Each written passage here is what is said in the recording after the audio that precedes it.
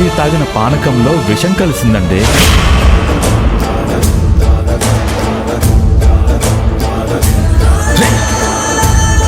నా ఆనంది ఏం చేసిందిరా? తనకి పరిస్థితి ఎందుకు తీసుకొచ్చావు? బాబు బాబు, నేనేం చేయలేదు, నాకేం తెలీదు. చేసిందంతా చేసి ఏం చేయలేదంటావా?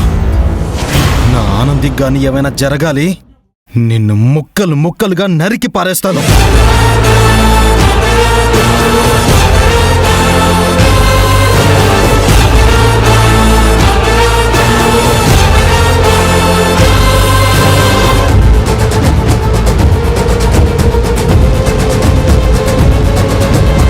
ఇంకేం పర్వాలేదు, కాసేపట్లో ఆవిడ స్పృహలోకి వస్తుంది.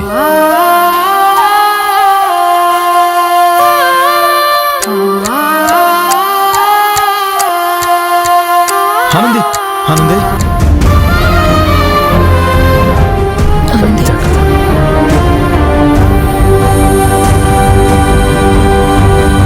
కంగారు పడకండి బాబు. సమయానికి తీసుకొచ్చారు కాబట్టి విషం బిడ్డ వరకు వెళ్లకుండా కాపాడగలిగాను. లేకపోతే జరగరాని అనర్థం జరిగేది. ఆనంది, ఇప్పుడు నీకు ఎలా ఉంది? పర్లేదు సార్, నాకేం కాలేదు.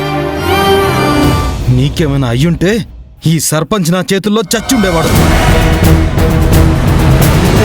చూసారా చూసారా, ఈ ఊరి సర్పంచ్ కూడా చూడకుండా ఎన్నేసి మాటలు అంటున్నాడో, ఎన్ని అబద్ధాలు చెప్తున్నాడో చూసారా? ఏంటి అబద్ధాలా? ఏంటి మేము ఆడిన అబద్ధాలు చెప్పండి.